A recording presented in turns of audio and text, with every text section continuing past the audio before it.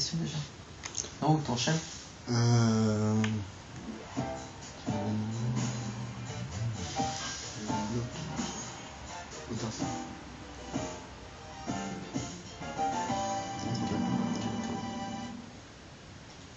Quatre tours, ouais. Ça va être un peu long. Toujours sur le même artiste, monsieur? Oui, vous finissez votre propos. Qu'est-ce qui se passe si ça marche bien, marche pas en fraternité par exemple? On retourne. L'idée, c'est de prévoir un système où on peut retourner en République, c'est-à-dire tout ce qu'on n'a pas bossé et qu'on a piqué aux autres, du coup, faut le rembourser. Et si on a des sous d'avance, c'est le poteau de la fraternité d'essayer de rembourser et on retourne en République. Bon, après ça, c'est un peu plus compliqué. Le tout, c'est de ne pas rester en autarcie. D'accord. Excusez-moi. Hein. Bon, alors attendez, j'ai oublié de vous écrire la question. Justement, je vais la faire tout seul.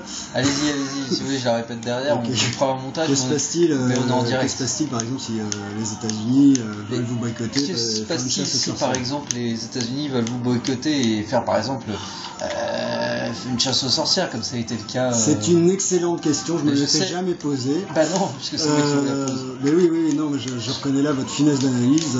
Écoutez, oui.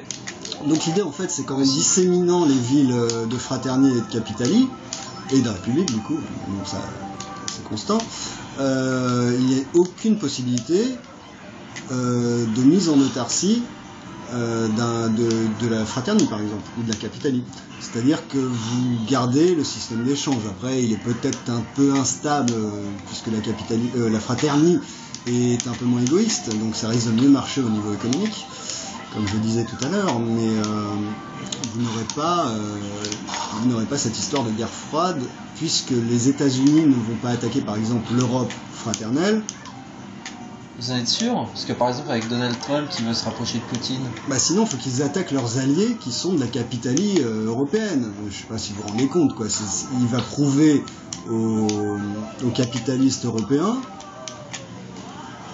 que c'est un gros con et qu'ils s'en a rien à foutre d'eux. Donc ils vont peut-être après se poser des questions sur cette idéologie américaine qui, je vous rappelle, envoie ses enfants qui sont à peine adultes à la guerre, qui laisse les entreprises contracter des assurances-vie selon I Love Capitalism et Michael Moore sur le dos de leurs employés, c'est-à-dire que si leurs employés se meurent ou suicident,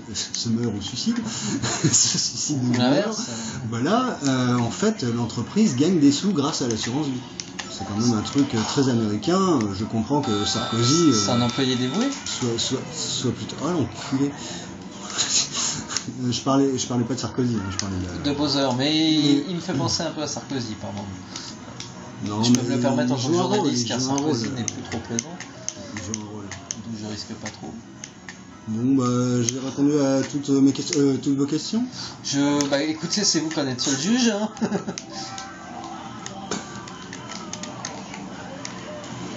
Bon, on va finir de jouer là parce que ça on va faire une petite pause. D'accord. Vous avez pas un café? Vous n'aurez pas une pute là? Si, bien sûr, regardez, au maquillage. Moi j'y retourne, attendez. Ouais, elle est limite celle-là.